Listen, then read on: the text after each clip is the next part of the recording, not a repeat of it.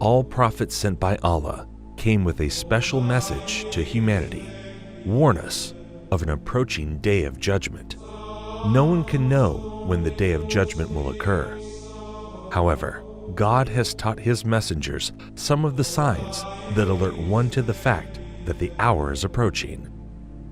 These signs play a very important role. They reinforce one's belief in the Prophet and are a reminder of the day of judgment.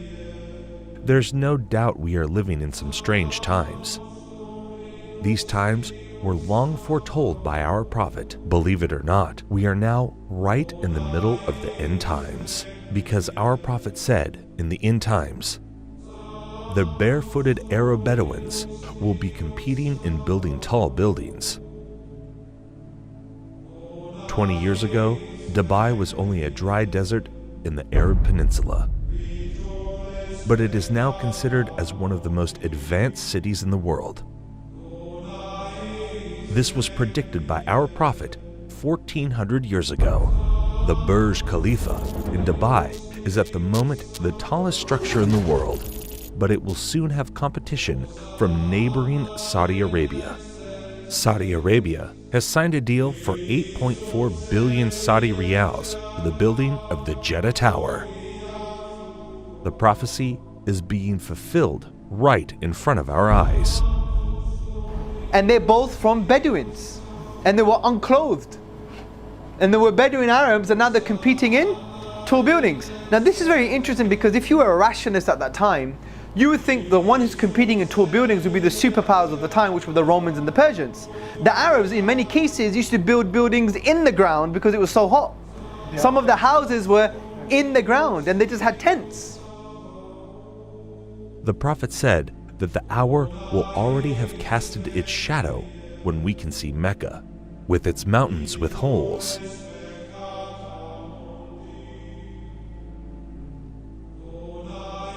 And its buildings reaching the mountaintops. Only a real prophet could make such clear and accurate predictions. The Prophet also said that in the end times, female singers and musical instruments will become popular. With popular is meant that these things will be achieved on a global scale. Today, we can see numerous female artists who have attained worldwide fame. This has never happened before in the history of mankind. And again, we can see the words of our Prophet being fulfilled right in front of our eyes.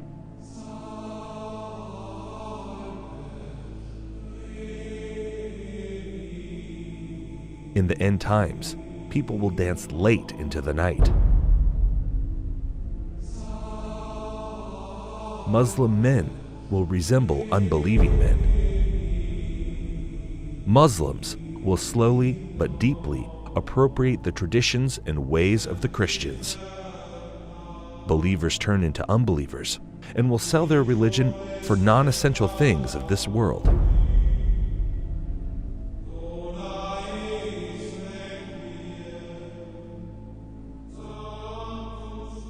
Women who will be dressed, yet will appear to be naked. They will seduce men and will be inclined towards them.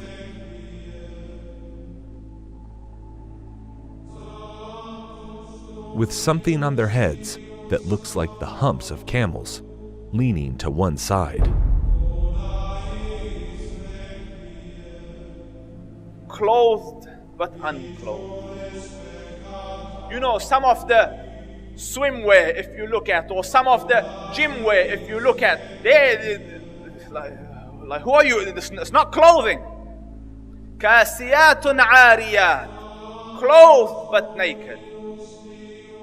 Or if you look a more moderate tafsir, if you like, clothing will be very tight, or it will be see-through, or there will be cuts and slits around the sides and so on and so forth, so that although it pretends it doesn't show, it shows. And the Prophet said, alayhi afdalu salatu wa atammu taslim, that they will not smell the fragrance of Jannah. Although the smell of Jannah can come from so far, yet these people will be made forbidden for them is that smell, that fragrance of Jannah.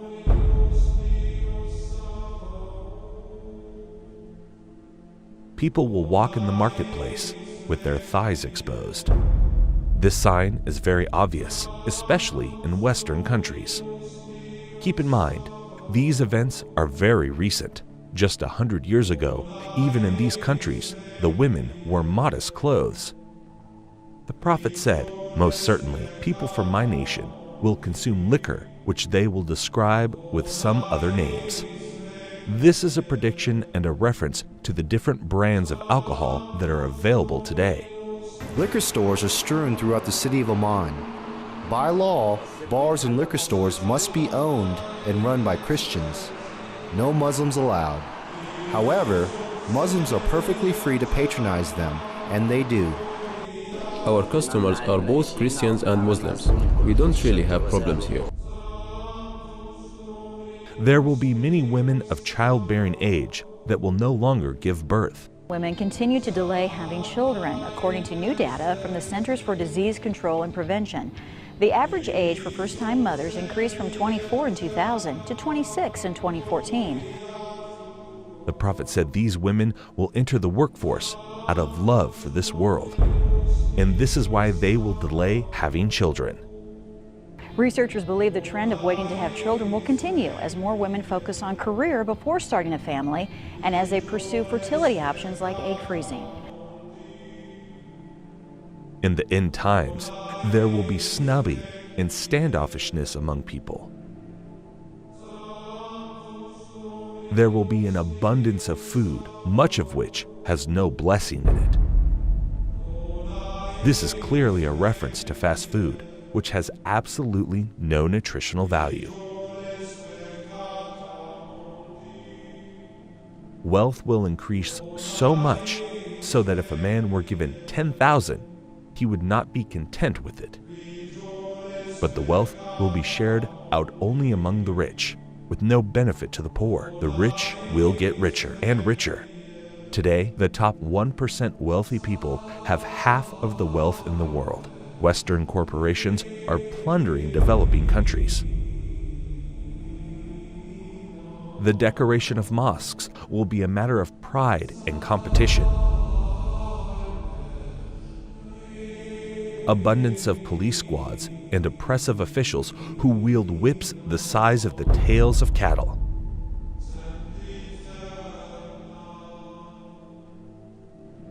Men will begin to look like women, and women will begin to look like men. And there are many signs that should be troubling to people. The Prophet predicted same-sex marriage. I mean, that's a sound hadith. He said the end of time will not come until a man marries a man and a woman marries a woman. Sports today, Ireland became the first country in the world to pass a constitutional referendum allowing same-sex marriage. This is the moment same-sex supporters... And we have no evidence in human history that that was ever, we have no evidence that any culture has ever sanctioned same-sex marriage. But he said it will be one of the signs of the end of time. He said you will see nikah al-rajul al-rajul, wa nikah al-mar'ati al-mar'a. And nikah here means clearly marriage because homosexuality existed, so he wasn't talking about homosexuality or musahaqa. He was talking about marriage. You know, he predicted that the buildings of Mecca would surpass the mountains. Who could have thought of that in the 7th century of Arabia? Who could have thought of that? He predicted that people would go out of their houses with things on their thighs that would tell them what was happening back in their families. He said that people would talk to shiraku na'alihi, which in Arabic, shiraku na'al is this. That is what a shiraku na'ali, which is the universal sign today for telephone. And he said a man will talk to his shiraku na'al. You know, that's how people say it, right? The Arabs call that shiraku na'al. The Prophet ﷺ predicted many, many things that have come true. That in the 7th century in Arabia, it just would not have been possible to predict those things, or it wouldn't even occur to people.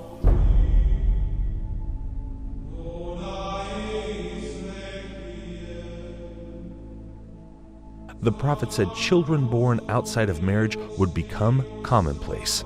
In Colombia, more than 8 out of every 10 children are born to unwed mothers.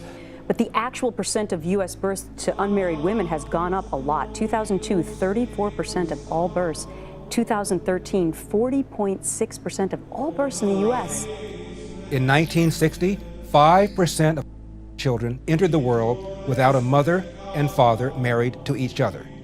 By 1980, it was 18%. By 2000, it had risen to 33%, and 15 years later, the number reached 41%. The prophet said in the end times, obesity would become prevalent. Well, the explosion of overweight and obese people in the developing world is largely down to the emerging economies, those that have gone through a transition from being low-income economies to middle-income economies in the last generation.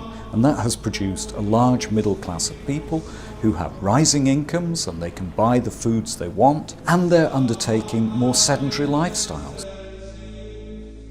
Smog will appear over cities because of the evil that they are doing. India's second largest city, New Delhi, remains shrouded in dangerously thick smog. Problem affecting a huge swathe of northern China at the moment, with a pollution cloud hanging over this country from the Russian border in the far northeast all the way down to the central cities. The prophet said great distances will be traversed in short spans of time. Voices will be raised in mosques.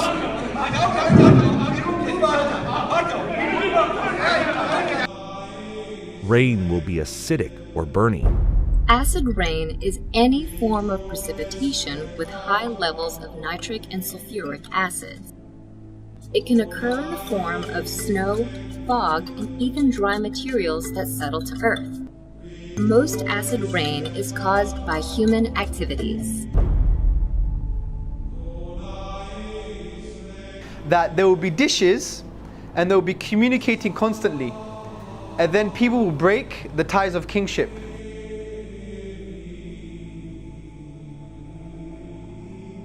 The word for dishes is literally a dish, and the word that's used now is the word for satellites, and they're dishes and they communicate. Academic journal that says there is a correlation between people sitting at home watching satellite TV and not having communal family ties anymore.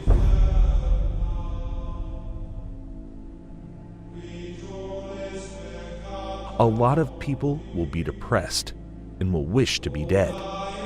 Depression is now a global epidemic. In fact, if we look in the US, we now find that nearly 1 in 4 Americans will experience the agonizing, debilitating pain of depressive illness by the time they reach age 75. Depression is the main driver behind suicide, which now claims over 1 million lives every year worldwide.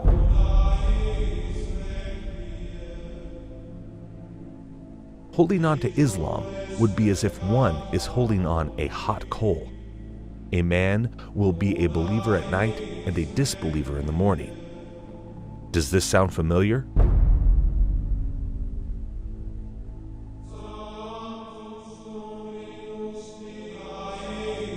These signs leave absolutely no doubt about the prophethood of Muhammad. May the blessings of Allah be upon him.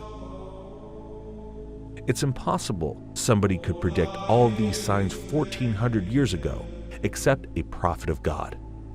These hadith were recorded thousands of years ago in manuscripts that have been carbon dated back thousands of years by scientists. So nobody can even claim that these signs were made up to fit current events. What these signs also prove is that there is absolutely no doubt left that we are living in the end times. All the minor signs that have been prophesied have come to pass right in front of our eyes, as you saw in this video. This means we are on the brink of seeing the major signs of the end times. The question is not when is the last hour. The question is, what have you prepared for it? يسألك الناس عن الساعة قل إنما علمها عند الله وما يدريك لعل الساعة تكون قريبا.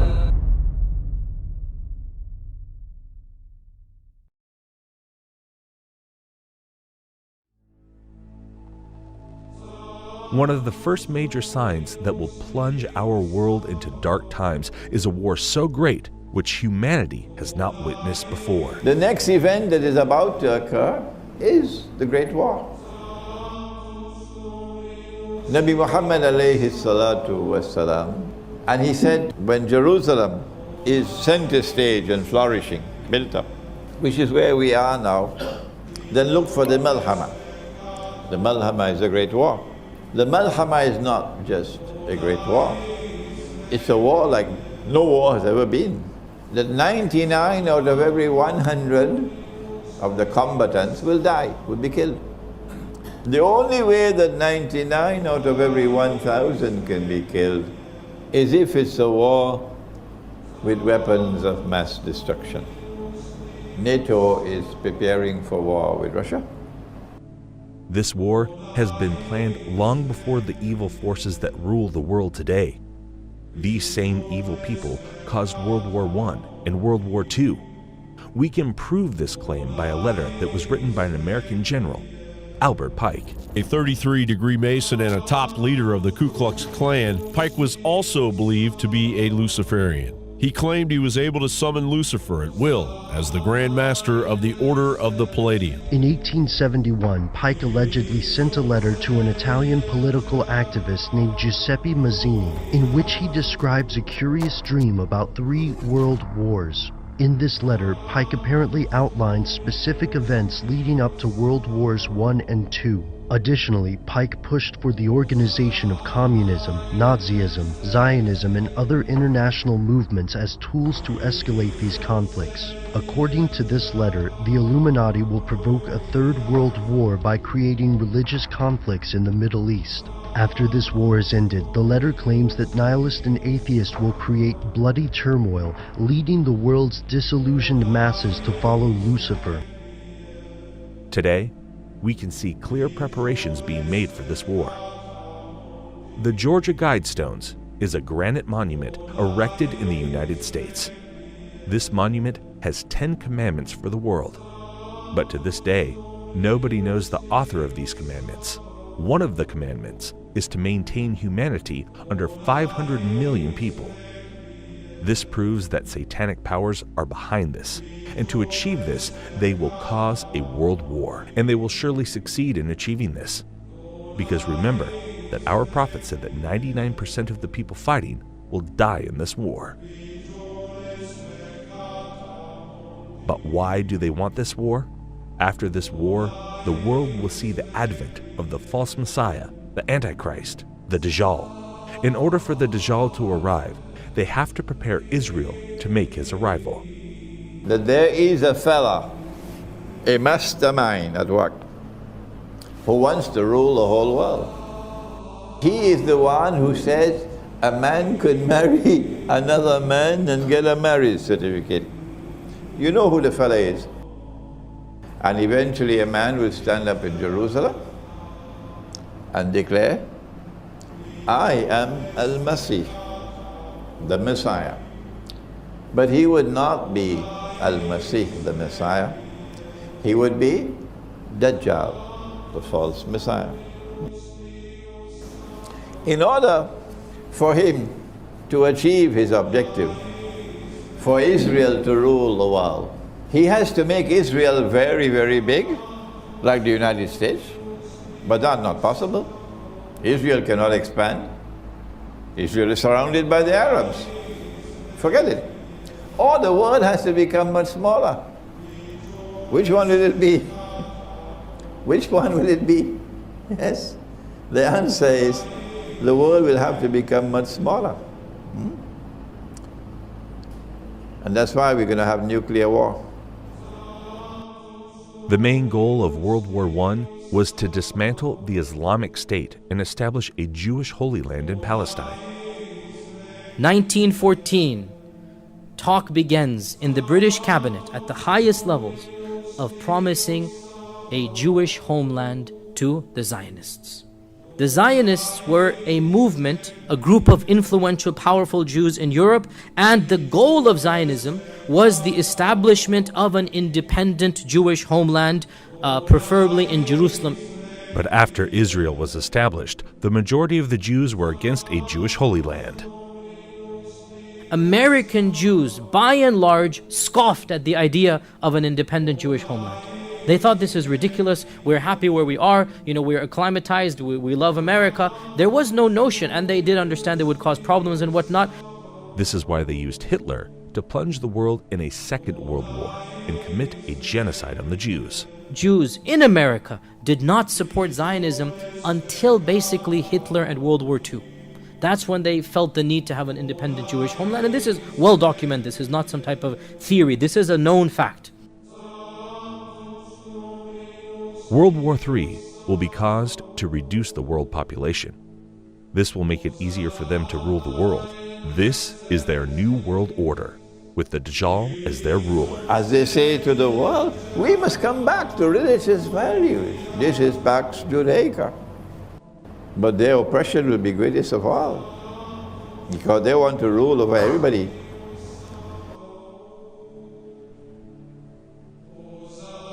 So you must be thinking why they need Israel to make the arrival of the Antichrist possible.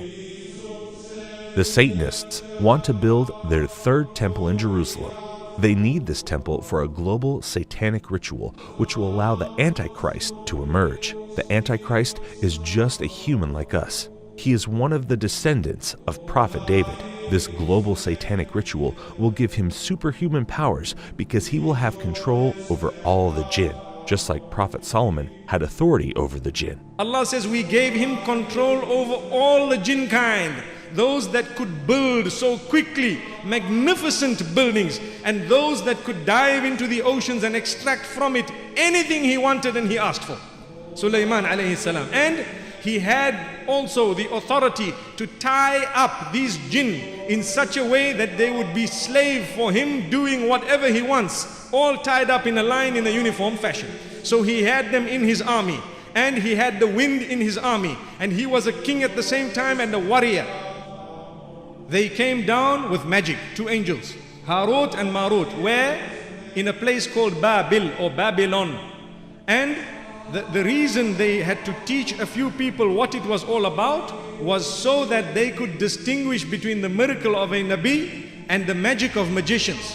When they were taught, they knew very well that this is magic, and what Sulaiman alayhi salam has come with is the miracle of a Nabi. They knew that what they are purchasing, the deal that they are making, will render them in such a condition in the Akhirah that they won't have any portion left for them in the Akhirah. If you take a look at Babylon, up to this day, it is the headquarters of magic. There are people, whether they belong to the Illuminati or whether they belong to the Freemasons, part of the same thing, who worship the devil completely, and the devil tells them, we will give you two things, power and kingdom together with everlasting life. The seat of magic is in one of two places. You find it in Egypt where the pyramids are, because there was a lot of magic at the time of Pharaoh. The temple of Solomon is spoken about. May Allah's peace be upon Sulaiman. His intention was brilliant. He in fact abandoned everything, but he had all the books under his throne. They were there. Sulaiman alayhi salam built a temple. It is reported that that tabut, the Ark of the Covenant, was also kept there to this day. And they are saying we were looking for the Ark of the Covenant, and in the process they are destroying the masjid. May Allah subhanahu wa ta'ala protect the haram. They will place this Ark of Covenant in the third temple, which will give the Dajjal his powers. When Musa alayhi salam was passing away, he gave a certain little box known as a tabut. It was a box, the Ark of the Covenant. In it were some of the fragments of the tablets upon which the 10 commandments were written, and a few items inside there. We don't know exactly what, there is dispute as to what it was, but for sure it was a reassurance and a comfort to the people who had it. And when they opened it, they felt very secure, they felt very calm. And every time they fought, they took that ark with them. And when they fought, they won the battle. Whenever the ark was with them, In it, it had the tablets that were given by Allah subhanahu wa ta'ala to Musa alayhi salam. They will use this divine knowledge for evil. Their third temple will be built at the same location as the Al-Aqsa Mosque. Preparations have already begun for the building of the temple. In Jerusalem, King David established our capital 3,000 years ago. In Jerusalem, King Solomon built our temple, which stood for many centuries. In Jerusalem, Jewish exiles from Babylon rebuilt the temple, which stood for many more centuries. We are in Jerusalem and we are here to stay. And today, the United States of America is opening its embassy right here in Jerusalem. Thank you, President Trump, for having the courage to keep your promises. President Trump, and thank you all for making the alliance between America and Israel stronger than ever. يا أيها الذين آمنوا لا تتخذوا اليهود والنصارى أولياء بعضهم أولياء بعض ومن يتولهم منكم فإنه منهم. To advance the truth. The truth and peace are interconnected. A peace that is built on lies will crash on the rocks of Middle Eastern realities. You can only build peace on truth. وإذا قيل لهم لا تفسدوا في الأرض قالوا إنما نحن مصلحون ألا إنهم هم المفسدون ولكن لا يشعرون. Those of you who are watching Bible prophecy and the plans to rebuild the temple, I have now in my hand a piece of modern prophetic history, if you will. It is one of 1,000 silver-plated temple half-shekel coins minted in Israel in recognition of Donald Trump's declaration of Jerusalem as Israel's capital. They are to be used in the third temple. On the front is Donald Trump with King Cyrus the Great, who 2,500 years ago saw to it that the Jews would rebuild their ancient temple. Friends, this is prophecy coming true in my hands. What incredible days we live in. America's ambassador to Israel has come in for criticism after he was seen posing with a rather controversial gift. David Friedman was presented with a photograph of one of the most sacred places in Jerusalem, but the image had been altered to show the Jewish third temple on the site where the Islamic Al-Aqsa Mosque and the Dome of the Rock are currently situated. The third temple is a biblical reference to a new place of worship, to replace an ancient one which was destroyed. It is the holiest place that we have right now. The third temple is going to come right here. Okay. So without a doubt, you believe there's no doubt. There's no doubt. Oh, it's going to be very, very, very interesting, tomorrow. يا أيها الناس اتقوا ربكم إن زلزلة الساعة شيء عظيم يوم ترونها تذهل كل مرضعة عما أرضعت وتضع كل ذات حمل حملها وترى الناس سكارى وما هم بسكارى ولكن عذاب الله شديد ومن الناس من يجادل في الله بغير علم ويتبع كل شيطان مريد كتب عليه أنه من تولاه فأنه يضله ويهديه إلى عذاب السعير